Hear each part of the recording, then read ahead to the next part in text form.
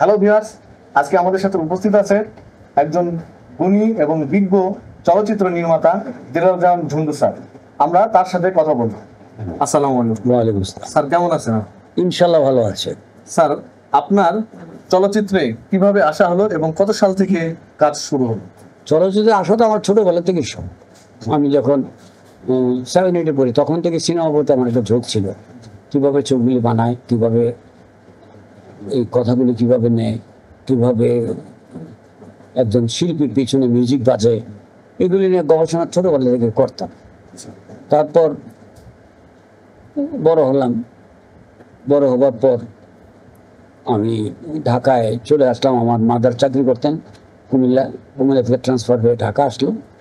আসার পর ছবি টবি আরো ভালোভাবে মানে বাসার সাথে সিনেমা হল ছিল, তাজমহল, স্বামীস্থান, ওগুলিতে ছবি দেখতাম।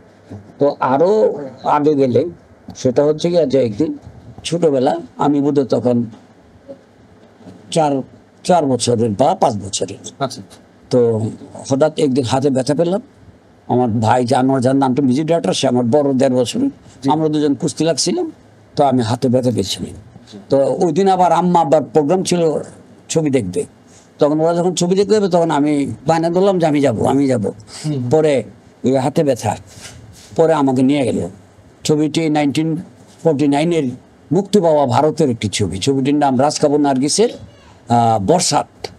অনেক সুন্দর সুন্দর গান আছে ওই ছবিতে। হাওয়া মে উড়তা যায়, লাল দুপাট্টা, জিয়া বেকার আর হে, ওইরকমই সব অনেক ভালো ভালো গান ছিল। তো আমি গিয়ে যখন বসলাম আম্মার সাথে, তো আমার জন্য তো টিকিট করে নাই, ওই যে আব্বা আম্মা টিকিট করেছে, আম্মার পাশে কোলে গিয়ে বসলাম। কখনো আম্মার কোলে, কোনো আব্বার কোলে। তো প্রথম দৃশ্যতে এই বর্ষাতে একটা গান আছে, ওই যে হাওয়া মে উড়তা যায় মারা লাল দুপাট্টা, পাহাড়ে পাহাড়ে ওড়না টোনা উড়ে গান গাচ্ছে। তো আমি ভাবলাম যে হেসে হেসে মহিলা গান গাচ্ছে, আমি হাতে ব্যথা পেয়েছি, আমার মনে হয় আমাকে আদর করে গানটা গাচ্ছে, এরকম একটা ভাব ছিল। তখন ওই পর্দা গান এটা না। তারপর আস্তে আস্তে কিছুটা বড় হলাম, তারপর দেখলাম যে এরা কিভাবে, ওই যে আগে যেটা বললাম, কিভাবে পর্দার পিছনে মিউজিক আছে, কিভাবে থাপ্পড় দিলে আওয়াজ হয়, এগুলো আস্তে আস্তে আস্তে বড় হলাম, এগুলি মোটামুটি ভাবে জানলাম। মোটামুটি তখন আমি বোধহয় তখন ক্লাস 8-এ পড়ি, নবকুমার স্কুলে ঢাকার। তখন একদিন শুটিং দেখবো। তো শুটিং দেখবো, তার আগে কুমিল্লায় তখন 6-এ পড়ি, 6 না 7-এ পড়ি। তো কুমিল্লায় শুটিং করতে আসছে রাজ্জাক সাহেব, তারপর আমজাদ হোসেন, এরা সুচন্দা, এরা। ছবির নাম বোধহয় 2 ভাই না আগুন নিয়ে খেলা, যে কোনো এই দুইটার একটা হবে, এই দুইটার একটা হবে, নামটা এই মুহূর্তে ভুলে গেলাম। তো ওই প্রথম দৌড়ায় গেলাম সেখানে শুটিং দেখতে। এই আমজাদ হোসেন শুটিং করছে, রাজ্জাক ভাই শুটিং করছে, দেখলাম। পুরো কুমিল্লা টাউনে কিন্তু ছবিটা শেষ হয়েছে কুমিল্লায়। তো ওই প্রথম ওটা দেখলাম। দ্বিতীয়বার আমরা যখন ক্লাস 8-এ পড়ি কুমিল্লা থেকে ঢাকা চলে আসলাম। আসার পর তো হঠাৎ ভাবলাম যে শুটিং হয়তো FDC, তো সেখানে যাব। তো গেটে আসলাম। গেটে আসার পর তারা অন্তত ঢুকতে দিল না। এই কই যাস? স্ট্রেট এই মোছালা কাদের, কই যাস? আমি বললাম যে ভিতরে শুটিং করতে যাবো। যাইতে শুটিং করতে এসে ধমক দিয়েছে, আমি সরে গেলাম। সরে গিয়ে পিছন দিয়ে FDC-র এখন যে 2 নম্বর ফ্লোর, এখন যে অফিস বিল্ডিংটা, সেই জায়গা খালি ছিল। ওইখানে ছিল ওখানে ছিল একটা ছোট্ট লেকের মতো চিকন, ওই হাঁটু পানিও না, হাঁটু না, ওই যে আরো নিচে পায়ের কবজি পর্যন্ত পানি, জাম্প দিলে পার হওয়া যায়। তার উপরে তারপর পিছনে রেল লাইন, এই যে এখন যে রেল লাইনটা আছে, এই রেল লাইনটা। তো রেল লাইন দিয়ে নেমে এখানে ওই লেক, ওই পানিটা পার হয়ে লুকে বেশি ঢুকে গেলাম। দেখলাম ঢুকার পরে একটা বিরাট বড় গাছ, শুকনা। পরে খবর নিলাম যে এখানে বাজ পড়ে গাছটা মরে গেছিল, বাজ পড়েছিল বিদ্যুতের। তো ওখানে জায়গায় ঢুকলাম। ঢুকার পর আমি দেখলাম যে FDC-র বাইরে এখন যে আগের যে ডাবিং ফ্লোর ছিল, ফ্লোরের বাইরে একটা জায়গা আছে, সেখানে সুচন্দা ভাবি এবং একটা সাইড আর্টিস্ট, নামটা মনে নাই। তো ওদের শুটিং হচ্ছে, তো লাইট হচ্ছে রিফ্লেক্টর বোর্ড দিয়ে। তখন রিফ্লেক্টর বোর্ড আমাদের চোখে লাগে যে এটা কি দেয়। পরে দেখলাম যে রিফ্লেক্টর বোর্ড থেকে সূর্যের আলোটা এখান থেকে আর্টিস্টে ফেসে দিচ্ছে।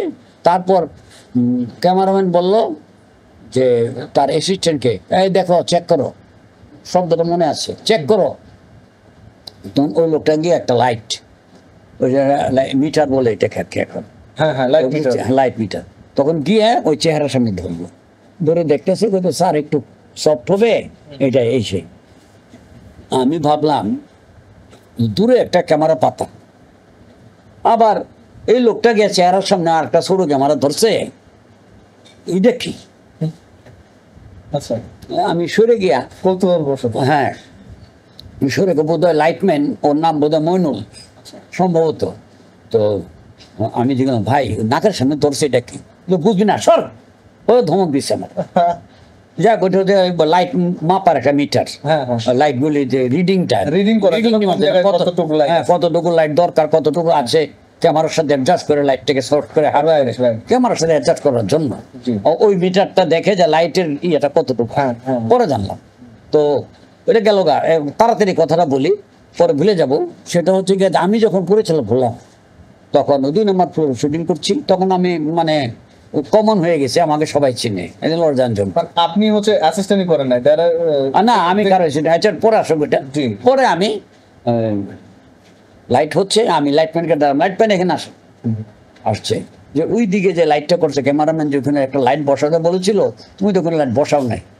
স্যার বসাবো আপনাকে, চিন্তা করেন, আমি যেদিকে আসো, আমাকে তুমি স্যার না বললেও কিন্তু আমি খুশি হবো, এবং তুমি যদি আমাকে তুমি করে বলো সেটাও আমি খুশি হবো। কি স্যার কি স্যার কি করেন আপনাদের, আমি আপনার তুমি, আমি লাইটম্যান, আমি তুমি করে শোনো, এখন তো তুমি করে আমি বলছি, বহু বছর আগে এখানে শুটিং হতেছিল প্লেসের বাইরে, ওই লাইটের রিডিং নিতেছিল, আমি তোমাকে জিজ্ঞেস করেছিলাম যে ওটা কি, আমাকে ধমক দেখে স্যার বলতে না সরেন থেকে। স্যার আমার তো মনে নাই, হ্যাঁ আমার মনে আছে।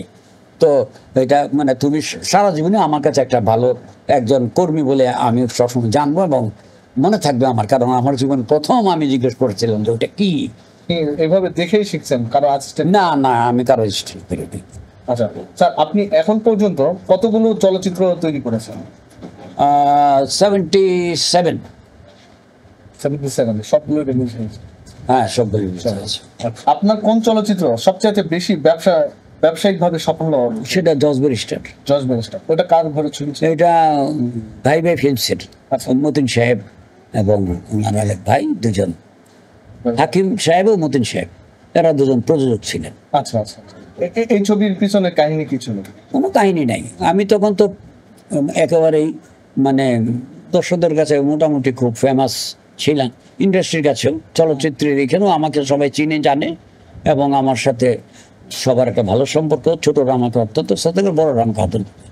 তো ওইখানে একদিন ভাই ভাই ফিল্মসের মতিন সাহেব আমাকে, আমার অফিসে আসলো, কাকরাইল আমার অফিস, আচ্ছা বলে জন্টু সাহেব আমার একটা ছবি করে দেন। তারপরে তারপর বললাম যে কিভাবে, তখন বললো যে আমি বললাম যে আপনার একটা সামাজিক ছবি করি বড় দেখে, আর শাবানা আলমগীর এরা দুজনকে নিতে হবে, এরা তো অনেক পয়সা পেল না, হোক না, আপনি যদি পয়সা না দিতে পারেন পুরোপুরি নিজের পরে দেবো, আমি আলোচনা করে রাখবো। হ্যাঁ বুঝতে আচ্ছা ঠিক আছে করেন। তারপর 10 বছর পর্যন্ত ওই স্ক্রিপ্টটা আমি অফিসের জানালার সাইডে একটা দাগা তখন রেখে দিচ্ছিলাম, কারো দেই নাই, এতদিন হয়ে গেছে, এইটার কারণে শোনানোর দরকার নাই। তখন আমি আমাকে যখন বললো তখন গল্প লিখি না, হাতে তো স্টক থাকে না আমার, লিখতে বসে, তখন মানে কখনো কোনো কোম্পানি গিয়ে গান লিখতেছি, শুটিং করছি, কখনো এডিটিং, কখনো আমি একসাথে 4-5 ছবির কাজ থাকতো। হ্যাঁ। তো তখন বললাম যে এখন তো বৈশাখ গল্প লিখতে গেলে তো অনেক টাইম লাগবো, আচ্ছা যেটা লিখছি ওটা গানি ধুলার পরিষ্কার করে দেয়া, ওই পড়লাম যে ঠিকই আছে, তো ওইটাই লিখলো, ওইটাই যত বেশি আমার লাইফে সবচেয়ে হিট ছবি হয়ে গেল। এখনকার তো নামমাত্র হিট আমরা দেখতে পাই চলচ্চিত্র, অনেক সময় অনেক প্রযোজক হিট হওয়ার পরেও বলে টাকা নাই, কিন্তু আপনার এমন একটা চলচ্চিত্র ছিল যেটা দিয়ে আমাদের শোনা কথা, কতটুকু বাস্তব এটা আপনি জানেন, যে হোটেল 71ও নাকি এই ছবির টাকা দিয়ে 71 এবং একটা কাহিনীটা 71 করেছে, এবং একটা পেট্রোল পাম্পও দিয়েছি। ওটা কোন ছবি ছিল? ওই জজবেরি স্টার। জজ বেস্ট, ওই সিনেমা মানে বাংলাদেশের সেকেন্ড হিট ছবি, Second- প্রথম হলে বেদের মেয়ে জোসনা, বেদের মেয়ে জোসনা, তারপর এটা। বাহ বাহ। তো বর্তমান সময়ে আমরা এরকম সাফল্য অর্জন হচ্ছে না কেন, মানে এরকম হিট কেন হচ্ছে না? না হিট হচ্ছে না এই কথাটা না, কদিন আগে তো ওই মধুমিতে চললো তুফান। না না না তাহলে প্রিয়তমা না প্রিয়তমা, হ্যাঁ। প্রিয়তমা, প্রিয়তমা। সুরঙ্গ, এগুলো সুপারহিট হয়েছে না। আমার জন্মদৃষ্টার মতো না হোক, কিন্তু এগুলো তো মানুষ, বর্তমান সময় হ্যাঁ, তারপরে হাওয়া পরাণ, এই ছবিগুলো তো মানুষ দেখে, দেখে, হ্যাঁ। তো হিট তো হচ্ছে। আপনি কতগুলো গল্প এবং চিত্রনাট্য করে লিখেছেন? গল্প তো 300-র উপর, 300-র উপরে লিখেছেন মানে ছবি হয়েছে। টোটাল। উপমহাদেশে তো আর কেউ মনে হয় এতগুলো। না, এতগুলো গল্প পৃথিবীতে কেউ লেখে নাই, কোন রাইটারের এতগুলো চলচ্চিত্র হয় নাই, 100টাই হয় না কারো আমার জানা মতে। আপনার চলচ্চিত্রে সুমধুর কোনো ঘটনা বা স্মৃতি? স্মৃতি তো অনেক আছে, কিছু কিছু এর স্মৃতি মধ্যে আছে যেগুলো কেউ জানে না মানুষ, মানে এই প্রথম বলবেন। একটা ছবি শুটিং করছিলাম, ছবিটাতে ছিল জসিম, ড্যানি, নতুন, অরুণা বিশ্বাস, আহমদ শরীফ, প্রমুখ। তো ওদেরকে নিয়ে আমি একদিন মানে ওইখানে গিয়ে ড্যানির সাথে ঢাকা একটা ছেলে মনোমালিন্য হয়েছিল, তো ছেলেটারই দোষ, ড্যানির সাথে দুর্ব্যবহার করেছিল, ড্যানি তাকে মারতে উঠছিল। তারপরে আমি দেখলাম এই কি হয়েছে, দেখেন না এই ছেলেটা আসছে, আমাদের বেশি না হলে তো ওরে শেষ করে দিতাম মাইরে, দেখেন আমাকে কি আজে বাজে কথা বলছে, কি বলছে এটা কথাটা বললাম না, তখন দেখলাম ড্যানির কোনো দোষ নাই, তো দোষটা ওরা, এই ছেলে তো মেরে বলে করে, এরপর ড্যানি বলে ওস্তাদ ওরা আপনি সরান, ওরা আমি আজকে নাক মুখ ফাড়াই বান মেরেই ফেলাম। আমি বলছি না কেন, তোর এখানে আসছে, তোমার বিজ্ঞান সে তোর এখানে আসছে, বেশিটা তোর, শিল্পীদের, ডাইরেক্টরদের, প্রডিউসারদের, এ তো বাইরে, এই কিছু করতে পারবি না। তো ঠিক আছে, এই তোমার নাম কি, অমুক, যাও, চলে গেছে। তার অনেক দিন পর যে আর্টিস্টগুলির নাম বললাম, ড্যানি, জসিম, আহমদ শরীফ, অরুণা বিশ্বাস, নতুন, এখানে তো আউটডোরে শুটিং করতেছি, হঠাৎ ড্যানি এসে আমাকে বলে, আমাকে মাঝে মাঝে উস্তাদ করে ডাকে, আমি ওর উস্তাদ না কিন্তু উস্তাদ করে ডাকে, ফিল্ম নিয়ে অনেকে সিনিয়রদেরকে উস্তাদ করে ডাকে। তো আমাকে বললো যে ছেলের নাম রুমেল, তো রুমেল তো কক্সবাজারের ছেলে, পোলা বানলে বারে বারে ঘুরতেছে আমার সাথে, মানে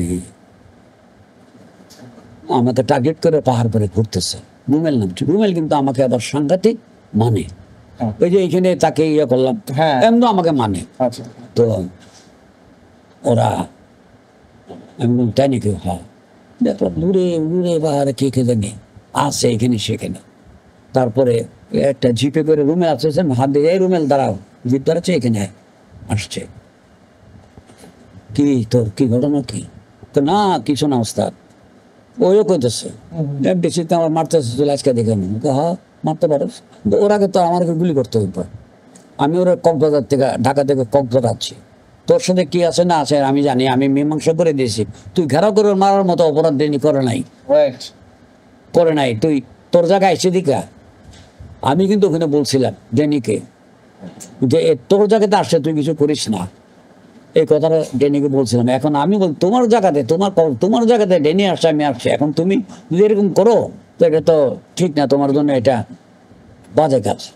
তখন বলছে যে কি করুন তাহলে, এখান থেকে যাও বা সোজা কথা, আমাকে শুটিং করতে দাও, তুমি কিছু করবে না, সাহস থাকলে ঢাকা দিকে করো। ঠিক আছে, ঢাকা দিকে তো পারবে না, এখানে এসে তুমি করতে, তাহলে তোমার বাড়িতে তুমি বাহাদুরি করলাম, ওর বাড়িতে ওই কইছে, দুইজন তো সমান। ঠিক আছে আপনি বলছেন জায়গা নালে, কিন্তু আজকে কিন্তু আমাদের প্ল্যান ছিল অন্যরকম, সোজা যাও গা, চলে গেছে, ড্যানির কোনো দোষ ছিল না কোথাও, এমডিসি তো না ওখানেও না, এই আর কি একটা ঘটনা। আপনি তো অনেক চলচ্চিত্র নির্মাণ করেছেন, কোন চলচ্চিত্র নির্মাণ করতে গিয়ে কোন প্রতিকূলতার সম্মুখীন হয়েছেন কিনা? না এরকমই কিচ্ছা, ওই মাটির কোলের ছবির শুটিং করছিলাম, মানে একটা গান সুচরিতা আর আলমগীরের, সর্ষা খেতে গান করবো সুন্দর, সর্ষা খেতে হলুদ ফুলের এগেনস্টে যেসব কাপড়গুলো আসে সেই ড্রেসগুলো সুচরিতা আলমগীর সাহেবকে দিয়েছি, মানে সর্ষা ফুলের ভিতরে গেলে যেন ওগুলো ফুটে থাকে অন্যরকম, অন্য কালারের, হলুদ স্টাইলে হলুদ তো সর্ষা ফুলের সাথে মিক্স হয়ে যাবে, ভালো লাগবে না, সেপারেশনটা আসবে না। তো ওদেরকে নিয়ে কাজ করতে সর্ষা ক্ষেত খুঁজে আবার নেমে ভিতরে গেলাম, নদীর পার, ওখানে আমাদের সর্ষা খেতে ওরকম উনি তো একটা জায়গাতে গিয়া আমি সুচরিতাকে আর আলমগীর সাহেবকে নামালাম যে এখানে শুটিং করে।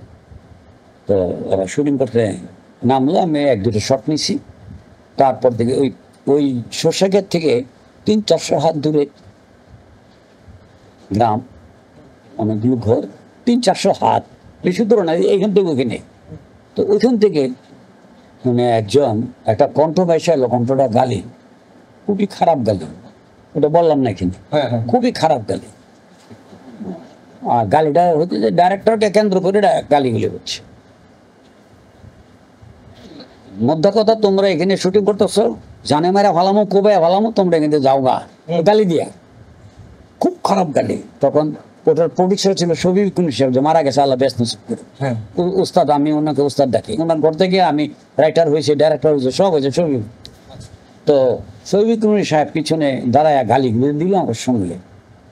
অনেক টাকার মালিক হলে, বড় প্রডিউসার, রাজদুলারি, সদর সাথে, সকাল সন্ধ্যা, এইসব ছবি প্রডিউসার, টাপু মনসুর, বাহাদুর। তো আস্তে আস্তে আমি কি আচ্ছা ঠিক আছে, জায়গায় ক্যামেরাম্যানের কথা আমার কাছে আসলো, এসে আপনারা গালি দিচ্ছে, দেখেন না যে গালাগালি করতেছে। সরষের খেতে শুটিং করবো, আপনি কইছেন, আমি খুঁজে টেছে কিনে আনলাম, 2টা সরষে খেতে ইয়াকলি নিচে হয়ে রয়েছে প্যাকে, 2টা গাছ, আর কিছু হয় না, দেখেন কি গালাগালি। তারা দাঁড়ায় লাভ নাই, জায়গা আর একখানে, না কারণ এখানে যাবেন না। আই নিয়ে হাঁটতে হাঁটতে হাঁটতে হাঁটতে ওই ভদ্রলোকের গেছে, কি কথা বলতেছে আমি আর জানি না, অনেক দূর, আমি আর শুনি না কি কথা। তারপর ওখান থেকে আবার হেঁটে হেঁটে আসতেছে, কথা বলি আইসা, জন্টু জি খেতে নামো, নামলে সব ভাঙো, গুড়া করো। কি কোন আপনি? কয়ে আমি ওর আগে জিজ্ঞেছি যে আপনি যে আমার ডাইরেক্টরে গালি দিলেন, আপনি এখানে কত টাকা হইব, সর্ষে হইলে বিক্রি করলে আপনার কত টাকা লাভ হইতো? 7,000 টাকা, 10,000 টাকা আমি কিনো। এই কথা কয়ে 10,000 টাকা প্রোডাকশন ম্যানেজার থেকে না, ওই ডাকাত দিয়ে 10,000 টাকা দিয়ে কিনছি। ভাঙেন, আপনাদের গালি দিচ্ছে এত বড়, আমার ডাইরেক্টরকে আমার কাজের জন্য আপনাইছে। ভাঙেন, সব ভাঙেন, শুটিং এর খেতা পড়ি, ঠিক এটা আগে ভাঙেন। আমি বলছি না ওস্তাদ, এটা ফসল, আমি ভাঙতে পারবো না, এটা ফসল, এটা ভাঙতে পারবো না। এখানে শুটিং করি, যে যতটুকু নষ্ট হোক, বাকিটা এখানে থাকুক। তো আচ্ছা ঠিক আছে, এই শুটিং করে আসলাম। এই ঘটনাটা আমার সবসময় মনে থাকে। আমাকে গালি দেওয়াতে যায় ওই লোকের থেকে সর্ষে ক্ষেত কিনা ফেলাইছে।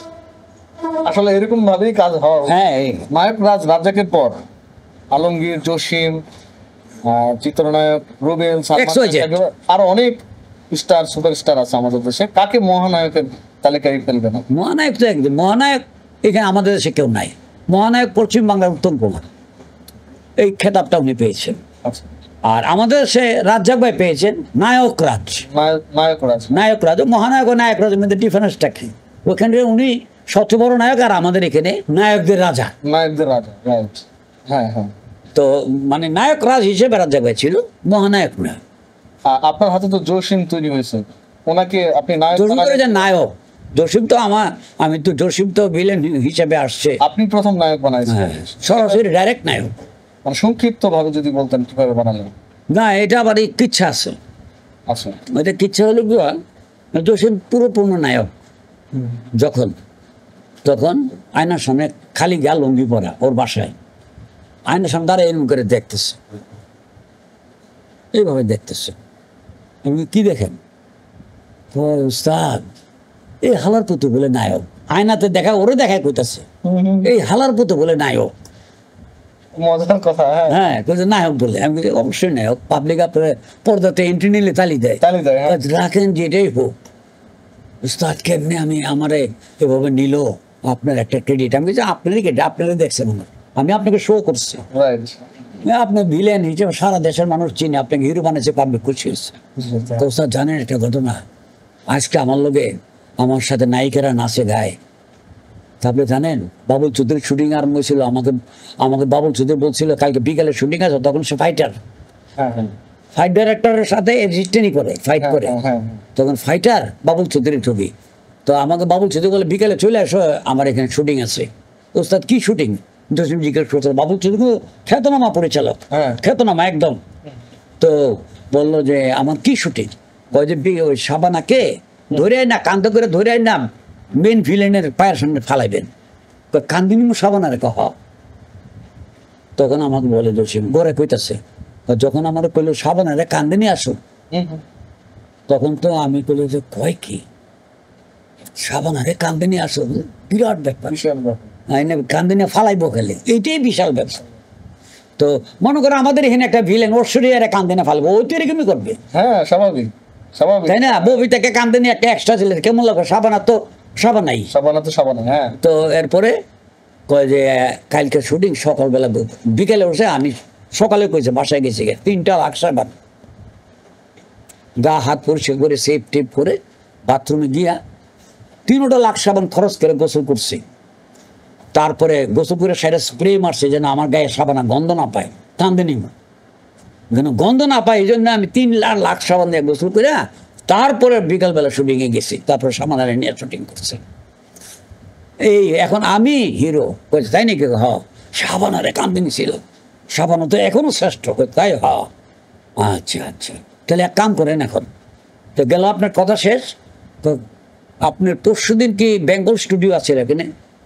এফডিসির পরে একটা স্টুডিও ছিল, দুটো, একটা বাড়ির studio, Bengal studio. Bengal studio shooting হয়, বেঙ্গল স্টুডিওতে আমার শুটিং আছে পরশুদিন। আপনার নতুন ছবি, আপনার শিডিউল আছে? কহ আছে, 3-4 দিন করে শিডিউল না, তাহলে ওই দিন আপনি পরশুদিন আপনি আইসা পড়েন, সেফটিভ করে আইসা পড়েন। গেলাম পরে মেকআপ বানিয়ে গেলাম, মানে সুন্দর করে একেবারে হিরোর মতো, হিরো তো হয়েছেই, হ্যাঁ, হ্যাঁ। হিরোর মতো করে সুন্দর করে মেকআপ দেন, ফ্রেশ মেকআপ, ওখানে কোনো ওই স্পট টট থাকবে না, কোনো দাম টাম থাকবে না, একদম ফ্রেশ মেকআপ দিচ্ছে। আমি ছুটে গেলাম, সুতরিতে আছে, আলমগীরও আছে ওই ছবিতে, ছবিটার নাম মহল। তো দুজনে, এরাই নায়ক নায়িকারা 4 জন। পরে আমি লাইট করতে দিলাম, ক্যামেরাম্যানকে লাইট করলাম, তারপরে লাইট করতেছে, তারপর বললো যে আপনার এখানে আর্টিস্টকে? আমি বললাম যে সাবানাকে। ডাকেন, আমি ওনাকে, মানে ক্যামেরাম্যান না, যার লাইট করবে তাকে দাঁড় করাইয়া ওরা চেক করো।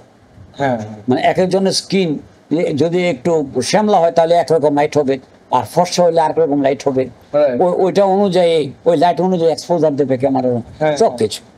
তো সাবানা ট্রেনে ঢুকে আমার ক্যামেরাম্যান জাকির বললো, এই জাকির, আদর করে, ছোট সাবান সিনিয়র, ওরা তো জুনিয়র, হ্যাঁ, হ্যাঁ। আমারও জুনিয়র, হ্যাঁ। বয়স আমার সাবানার থেকে বেশি বা কম হইতে পারে, কিন্তু আমরা ওর থেকে জুনিয়র চলচ্চিত্র। চলচ্চিত্রের জন্য। হ্যাঁ, তখন জাকির আমার লাইট হয়েছে? জি জি, আপনার লাইট হয়ে গেছে। আচ্ছা, আমি বলি এই ডায়লগটা দে। ডায়লগ দিছে এই সিস্টেমকে, আমি তোমাকে ভালোবাসি, তোমাকে ছাড়া আমি বাঁচবো না, এটাই আমার শেষ কথা। তো এই ডায়লগটা দেখেন, তো এইটা আর দেখুন কি, আলমগীর ডাকেন, হয়ে গেছে, এই আলমগীর সাহেবকে ডাকেন। এমন সময় আমি স্ট্যান্ড পেলাম, ডাকো ডাকো, এইভাবে ডাকো, ডাকছেন, সেটাই তো শুনবেন। তো তাহলে আপনার শর্ট নেই, হ্যাঁ, তো হেলেনকে ডাকেন। হেলেন না সুতরিতা, সাবানা, আলমগীর আর সুতরিতা আর জসিম। তো হেলেনকে ডাকেন, না আপনি এখানে দাঁড়ান। হেলেনকে পরে দাঁড়াইছে, সাবানা কইছে, ম্যাডাম আপনি দাঁড়ান। সাবানা আমার দিকে তাকায় গিয়ে দাঁড়াইছে।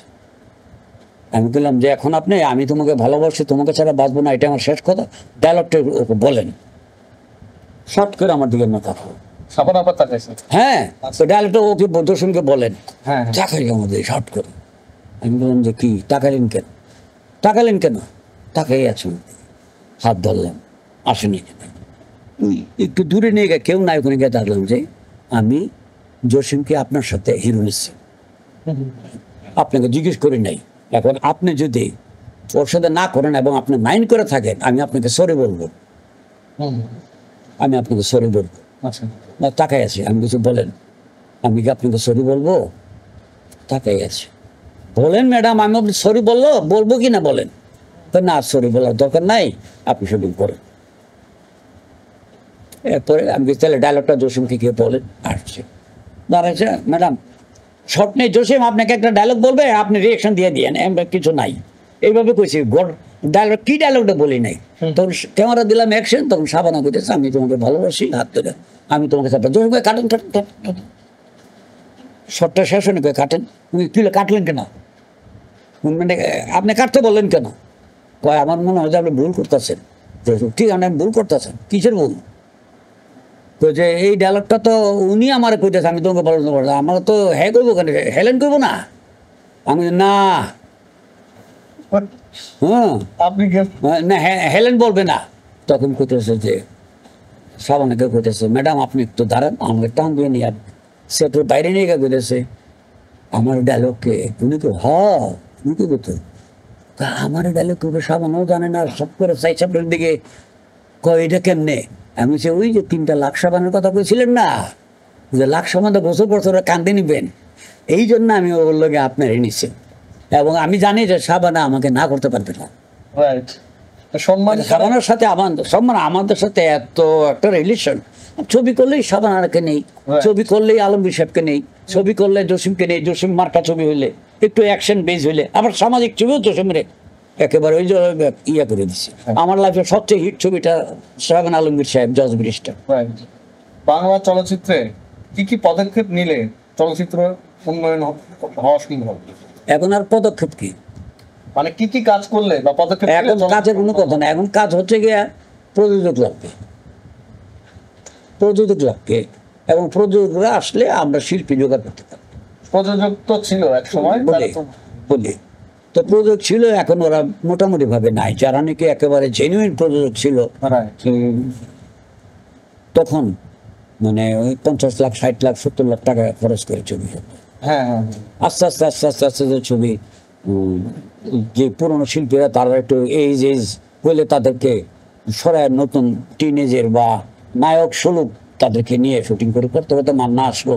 মান্না হিট হলো। মান্না তো মানে বৃদ্ধ হইবার আগে সে মারা গেল, আল্লাহ তাকে নিয়ে গেছেন।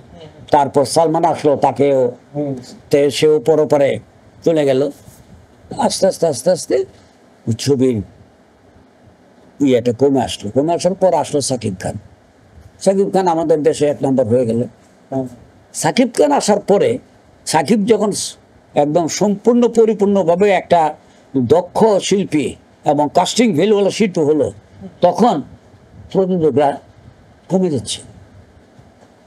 যাচ্ছে। কিরে সাকিব এত বড়, এখন সাকিবের ছবি হইলে মানুষ এই করে। তখন একজনকে বললাম যে সাকিবের ছবি থেকে প্রযোজক সরে যেতেছে, কি ব্যাপার কিরে? তখন বলতেছে ব্যাপার একটা আছে ওস্তাদ। কি? যে এখন সাকিব 90 লক্ষ টাকা 1 কোটি টাকা চায়। এই তো কিছুদিন আগের কথা, 1 কোটি টাকা চায়। 1 কোটি টাকা কিন্তু হলে গিয়ে সহজে উঠে না। তো এই জন্য প্রযোজক যে 1 কোটি টাকা খরচ করে ছবি ভালো, যদি মাইর খায় তাহলে লক্ষ লক্ষ টাকা নাই আমার, ছবি করুন না, এরকম করতে। যখন 1 কোটি টাকার ভ্যালু তো সে গেছে, তখন অনেক প্রযোজক না এত টাকা খরচ করে ছবি বানাবো না, মাইর খেলে আমার কাজ শেষ। আর যে 1 কোটি টাকা নেবো তার তো কোনো লস নাই। তার সাথে অনেক প্রযোজকরা সরে গিয়ে এখন চলচ্চিত্রে প্রযোজকের অভাবে এই 2-1 জন আছে। খসরু সাহেব একজন ভালো প্রযোজক, ইকবাল সাহেব আছে, তারপর সেলিম চৌধুরী অপারেশন জ্যাকপট করছে 1 কোটি 20 লক্ষ টাকা দিয়ে, উনি একজন ভালো প্রযোজক। হ্যাঁ, এখন প্রযোজক না, প্রযোজক যে অপারেশন জ্যাকপট করছে, আমি করছি সাথে ভারতের একজন পরিচালক, যৌথভাবে করতেছি। 1 কোটি 20 লক্ষ টাকা এই ছবিটা যদি ব্যবসা বাণিজ্য করে তাহলে প্রযোজক আবার আসবে। প্রযোজক যদি আসে চলচ্চিত্রে আবার দাঁড়াবে, প্রযোজক না আসলে চলচ্চিত্রে দাঁড়াবে না। এক কথা। ও ফ্যান্টাসি চলচ্চিত্র নির্মাণে আপনি অত্যন্ত দক্ষ। আপনি অনেকগুলো সাপের চলচ্চিত্র তৈরি করেছেন। এই সাপ নিয়ে শুটিং করার সময় কোনো ঝামেলায় পড়তে হয়েছিল কিনা? ঝামেলায় হয়েছিল একটাই, ঝামেলা না মানে আমার একটা বিরাট অভিজ্ঞতার ব্যাপার, বিরাট অভিজ্ঞতা। সবাই সাপ নিয়ে না পারে না। ইবনে মিজান সাহেব পড়তেন, হ্যাঁ, উনি ফ্যান্টাসি ছবির মানে এই দেশের 1 নম্বর ছিল। সাপের ছবি উনি করেছে আমার থেকে গল্প নিয়ে। তো ওনার পরে আমি করেছি অনেকগুলো, আমার ম্যাক্সিমাম ছবি সুপারহিট হয়েছে। কিন্তু এটাতে 2টা জিনিস খুব মানে আমার সাফল্যের সাপের ছবির।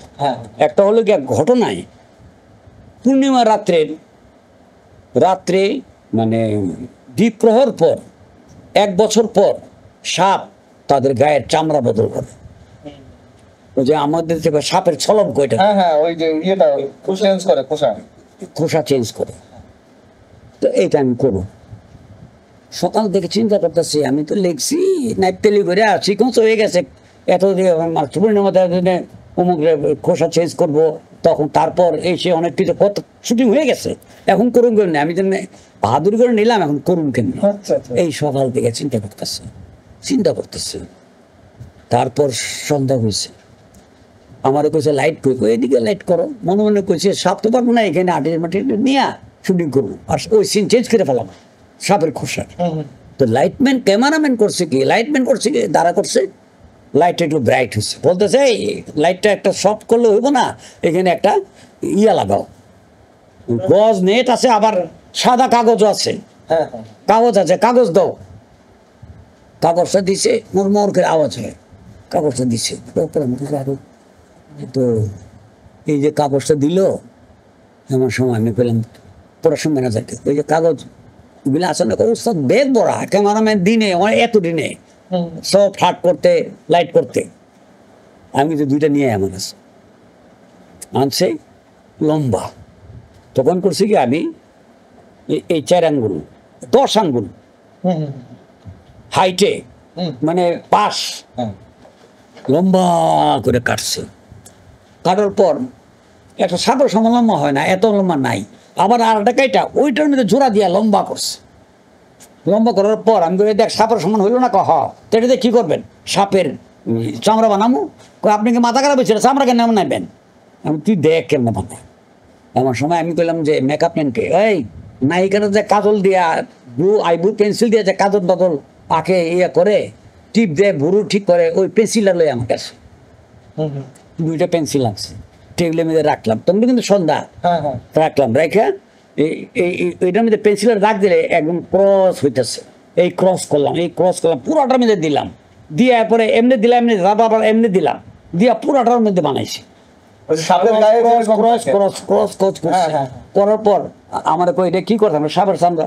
সাপের চামড়া কাগজের মতো সাদা হয় নাকি? তুই দেখ না কি করি। এই অলিভ অয়েল আন, অলিভ অয়েল আনছে, হাতে নিয়ে পুরা কাগজটা মধ্যে লাগাইলাম। লাগানোর পরে একটা এমন একটা রং হয়েছে যে পুরা সাপের সলমের কালার হয়ে গেছে। তো ওটা পেঁচাইয়া তারপরে করছি কি, সাপের সলম এটাও এমনভাবে রাখছি, সাপের মুখ ঠাকালে রাখছে, সলম বদলাবে যখন। নায়িকা কিন্তু না, নায়ক না, একটা সাপ। সাপের এটুকু রাখলে সাপটা এরকম একটা মোড় দিল, ক্যামেরা নামাই দিলাম, বডির থেকে সলমটা বেরিয়েছে, বডিতে কোনো রকম লাভটা এখান থেকে বেরিয়েছে, এইভাবে শুটিং করছে। আরেকটা হইলো যে আমার গল্পে সাপ আর বেজির ফাইট আছে। এটা খুব জটিল ছিল তো। জটিল মানে যে ফাইট আছে, আমি করার পর দেখলাম যে পৃথিবীতে যদি কোনো সোজা গাছ থাকে তাহলে সাপ বেজির ফাইট। সাপ বেজির ফাইট থেকে সোজা, কঠিন সোজা আর কিচ্ছু নাই। কিভাবে? আমি প্রথম বললাম সাপ বেজি ছাড়লে সাপ হতো কামড়ে মেরে ফেলে বলে, কাট করে কামড়তে ধরবো। এবার সাপ আবার ছুটে ফোন ছবল মারে, লাস্টে লেগে সাপ মারা যায়। তারপরে আমার এখানে কিন্তু সাপ থাকবে, বেজি চলে যাবো। সাপ কামড়ালে বাস্তবে সাপ যখন বেজিকে কামড় দেয়, ফাইট করে, বেজির গায়ে যখন বিষ লাগে তখন বেজিটা দৌড়ে চলে যায়। চলে যেতে যেতে, এটা আমরা পাইছি বইয়ে কি পুস্তকে, যায় জঙ্গলের ভিতরে গিয়া কি একটা কাঠ আছে, কাঠের মতো, গাছের পাতার মতো আছে, ওইটা ছিঁড়া ইয়ে করলে বিষটা কেটে দেয়, বিষ থাকে না জায়গায়। তো কামড়ালে এটা হয়। যাক, এখন করছি কি সাপ বেজির ফাইট করবো। তারপরে আমার কইতাছে ক্যামেরাম্যান, সাপ বেজির ফাইট কেমন করবো? বেজি তো কামড়া ওরা মেরে ফেলাইবো, আমি মেরে ফেলাকে এটুকু চাই। তারপরে করছি কি যে আমি কিন্তু সাপের খেলা দেখছি। আমি বললাম যে আল্লাহ মালিক, যা আছে তাই, ক্যামেরাটা এখানে রাখ। 2টা ক্যামেরা ছিল, আর এখানে রাখ, আর একটা ক্যামেরা ওই সাইডে রাখ। মানে একবার একসাথে 2টা ক্যামেরা চালে 2 অ্যাঙ্গেল থেকে 2টা শট হইলো, কারণ বেজি আর সাপের ফাইট তো বেশি করতে পারবো না। তারপরে বললাম যে বেজি হলো, বললাম যে একটা কাজ করো, বেজির গোলা কিন্তু রশি হালকা। আমি বললাম তোর বেজি যদি জায়গা, বেজির দামের থেকে ডাবল দাম তোর দেবো, তুই রাজি আস পেয়েছি। আর সাপওয়ালা তো আমাদের সাপওয়ালা কিনে আনি সাপ, 2000-3000 টাকা দিয়ে সাপ কিনে আনে, শুটিং করি, শুটিং এর পর সাপওয়ালাকে দিয়ে দিই। জীবিত সাপ কিনে নিয়ে, হ্যাঁ জীবিত অরিজিনাল সাপ আমরা কোনদিন শুটিং করি নাই, আজ পর্যন্ত করি নাই। তো একটা কিং কোবরা আনছিলাম 10,000 টাকা দাম দিয়ে, এত বড় ফোনা তুলে, এত মাটির থেকে এতটুকু চাই কিং কোবরা। তো যাই হোক, তো এরপরে আমি কইলাম যে যা থাকে কপালে, চলেন টেক করি। ওই 2টা ক্যামেরা রেডি আছে, আমি তো ওই সাপটা ওখানে রাখ, সাপটা রাখে হাত দিলেই সাপ ফোনা তুলে জায়গায় থাকে, নড়ে না। এইবার করছি কি যে ওই ক্যামেরার বাইরের থেকে বেজি ওরা করছে, বেজিটা ছেড়ে দাও। বেজি ছেড়ে দিছি, বেজি হাসতে হাসতে সাপ দেখে গিয়ে দাঁড়ায় গেছে। দাঁড়ায় সাপের দেয়, আর সাপ করছে কি ফোনা তুলে এদিকে ঘুরে যাইতে করছে, বেজি কাছে আসলে আবার ঘুরে দাঁড়ায়। বেজি করছে এইখানে সাপটা ফোনা তুলছে, বেজিটা এইখানে একটা দাঁড়ায় গেছে, হ্যাঁ হ্যাঁ হ্যাঁ। মারতে পারে না, আচ্ছা মারতে পারে না। বেজি এখান থেকে এইভাবে তাকায় খাপ করে মুখের মধ্যে কামড় দিত, আচ্ছা হঠাৎ করে কামড় দিয়ে ধরে আর একদম ইয়ে করতে থাকে, হঠাৎ করে সাপ ছুটে যায়, ছবল মারতে যায়, বেজে সরে যায়। এরকম ভাবে দুইটা কিন্তু লড়তেই আছে। আমার দুই ক্যামেরাতে ওইরা শুটিং হয়ে গেছে, আর লাগে না। বাহ, দারুণ। পুরো লাস্টে বেজি দৌড়ে গেছে গা, আচ্ছা আচ্ছা বেজি দৌড়ে গেছে গা। ওই বেজিওয়ালা ডাক, বেজিটা খুব মানে সেটা দিয়ে সালাম দিতে গেলে মাথা নিচু করে এরকম করে সালাম দেয়। বেজি কথা, বেজি যখন ডাক দিচ্ছে বেজিটা দৌড়ে গেছে গেছে গা, মানে ক্যামেরা থেকে বাইরে গেছে গা, মানে বেজি ডরাইছে। রাইট রাইট এইভাবে সব বেজি, ফ্রেম আউট হয়ে গেছে। হ্যাঁ সব বেজি শুটিং এ করছে, আর কেউ করতে পারে নাই। হ্যাঁ এটাই তো, যারা নতুন চলচ্চিত্রে আসতে চায়, পরিচালনা করুক আর অভিনয় করুক, তাদের জন্য আপনার উপদেশটা। নতুন পরিচালনায় যারা আসতে চায়, হ্যাঁ নতুন যারা কাজ করতে চায় বা চলচ্চিত্রের সাথে, আমাদের কিছু বলার নাই। ওরা ওরা ছবি বানাবে, ওরা জানা কথা কোনো না কোনো জায়গা থেকে অভিজ্ঞতা নিয়ে আসছে। যেমন আমার কথা বলি, আমি তো কোনোদিন কারো কাছে শিখে আসিনি। সৃষ্টিকর্তা প্রদান আমি জ্ঞান। চলচ্চিত্র দেখতে দেখতে দেখতে দেখতে স্পর্ধাতে দেখতে দেখতে আমি হিসাব কিতাব করতাম, এটা এইভাবে হয়। এবার একজন পাহাড়ের উপরে, একজন পাহাড়ের নিচে, দেখা গেছে নিচের থেকে দেখা যাচ্ছে উপরের পর্যন্ত, আবার উপর থেকে নিচে, নিচে কথা বলতেছে, উপরে দেখা যাচ্ছে। এগুলি কিভাবে করে, কেমনে না করে, High angle- এগুলি আমি হিসাব করতাম খালি। ছবি ছাড়া আমার এখানে কিছু ছিল না। যে আমি যেমন শিখছি, যার নতুন আসে তারা যদি কারো কাছে না শিখেও আসে, তাদেরও এরকম অভিজ্ঞতা হতে পারে। ওইখান থেকে ওরা শিখে আসছে। যারা ছবি বানাচ্ছে, ছবিটা ভালো একটা কথা আছে, আমি একটা বলি। বিশ্ববিখ্যাত একজন পরিচালক, তার নাম ডিসিকার, সানফ্লাওয়ার না কি কি এই ধরনের ছবি করেছে। ডিসিকার কাছে একজন গেল, যে বলল যে আপনার কাছে আসছি, I have come to you how to make a good film. ভালো ছবি কি করে বানায় আমি আপনার কাছ থেকে জানতে আসছি। তখন বলতে আচ্ছা, তখন খালি একটাই করে, ভালো জানতে আসছো, দেয়ার ইজ নো ফর্মুলা। ভালো ছবি বানাবার কোনো ফর্মুলা নাই। তাহলে তখন সে যেভাবে বললো, আমরা তো আমাদের পেপারে পড়ছি, এই ঘটনাটা তো আমরা জানি না, বলছে আর কি। পত্র পত্রিকা সাংবাদিকরা তো এগুলো নিয়ে ইয়ে করে সংবাদ জোগাড় করে লিখে আমরা পড়ি। সে বলল যে ফর্মুলা নাই মানে। তখন কিছু শোনো, তুমি একটা জিনিস চিন্তা করেছো, ছবির জন্য একটা দৃশ্য চিন্তা করেছো, এই দৃশ্যটা হবে। ক্যামেরাম্যানকে নিয়ে তুমি জিনিসটা চিন্তা করো, তুমি ক্যামেরাটা নিয়ে যেমনি পারো, তোমার যেমনি ইচ্ছা অমনি করে শুটিং করো, যেমনি ইচ্ছা এমনি তো পারো তো। হ্যাঁ এখানে ক্যামেরা দিয়ে শুটিং করলাম, ওখানে ক্যামেরা দিয়ে শুটিং করলাম। হ্যাঁ তোমার যেমনি ইচ্ছা অমনি শুটিং করো, পুরো ছবিটা যেমনি ইচ্ছা এমনি শুটিং করলাম। কোনো নিয়ম কানুন কোনো কিছুই তুমি ফলো করলাম না। কিন্তু গল্পটা কিন্তু সিরিয়ালি তুমি শুটিং করছো, গল্প একটা আছে, কিন্তু উল্টা পাল্টা গ্রামারে ভুল, রং বড়া, মানে গ্রামারে বলাই নাই, কোনো গ্রামার নাই তুমি বানাইছো। এটা কোনো রকমে তুমি শব্দ টব্দ সহ, মিউজিক সহ তুমি হলে ছেড়ে দাও। স্টোরি টেলিংটা ভালো থাকলে তুমি ছবিটাকে পর্দায় নিয়ে আসো দর্শকের কাছে। দর্শক প্রথম দিন তো জানবে খারাপ না ভালো, হ্যাঁ। জানবে না, দর্শক যাবে।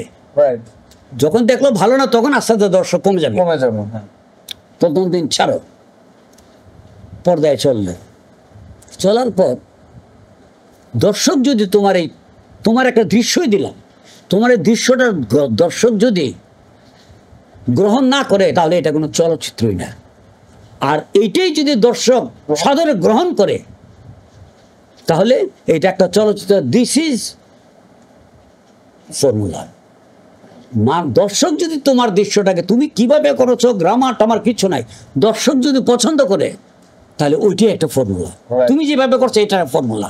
রাইট, এইটা ঠিক তেমনি রবীন্দ্রনাথ ঠাকুর বলছে যে তুমি কবিতা লিখবা, লেখো, তুমি যত ভালো কবিতাই লেখো না কেন, শ্রোতারা যদি না বুঝে, এটা যত ভালোই হোক, ওটা কোনো কবিতা না। কবিতা, রাইট। আর যদি সুন্দর ছোট্ট একটা কবিতা লেখছো, সবাই বুঝলো, তাহলে ওইটা একটা কবিতা। কারণ তুমি ভালো একটা কবিতা লেখলা, তোমার ভাষাকে বুঝলো না, ওটা দরকার নাই। খুব সুন্দর বলেছেন। এখন স্যার, সেটা হচ্ছে আমাদের বাংলা চলচ্চিত্র দর্শকদের প্রতি। দর্শকদের প্রতি তো আমার একটাই কথা, আপনারা ছবি দেখেন, আপনারা ছবি দেখলে আমরা ছবি বানাতে ইন্টারেস্টেড হব, এবং আপনার ছবি দেখলেই দেশে চলচ্চিত্র নির্মাণ হবে, আর আপনার ছবি না দেখলে চলচ্চিত্র বন্ধ হয়ে যাবে। এখন আপনারা ছবি কম দেখেন বললেন, ছবি আগের থেকে বেশি দেখেন, কিন্তু টিভিতে দেখেন, মানে খবর টবর শোনার পর যে কোনো একটা চ্যানেল ইউটিউবে আপনার বাংলা ছবি, আমাদের দেশের ছবি আপনারা দেখেন। তো সিনেমা হলের মতো মজা তো টিভিতে পান না। তারপরে বলি আমরা আপনাদের জন্য সুন্দর সুন্দর চলচ্চিত্র নির্মাণের জন্য আমরা পদক্ষেপ নিয়েছি। আপনার হলে গেলেই আমাদের দেশের চলচ্চিত্র বাঁচবে। টিভিতে দেখলে চলচ্চিত্র বাঁচে না। চলচ্চিত্র বাঁচতে হলে সিনেমা হলে লাগবে, সিনেমা হল লাগবে, দর্শকরা হলে যাবে, একসঙ্গে সবাই মিলে দেখবে, এটা একটা আনন্দ আছে, এটা একটা আনন্দ আছে। আর সেই আনন্দটা টিভিতে নাই। ভিউয়ার্স, সিনে লাভ 24 চ্যানেলটি সাবস্ক্রাইব করে আমাদের সঙ্গে থাকুন, বেশি বেশি করে বাংলা চলচ্চিত্র দেখুন। ধন্যবাদ। আসসালামু আলাইকুম।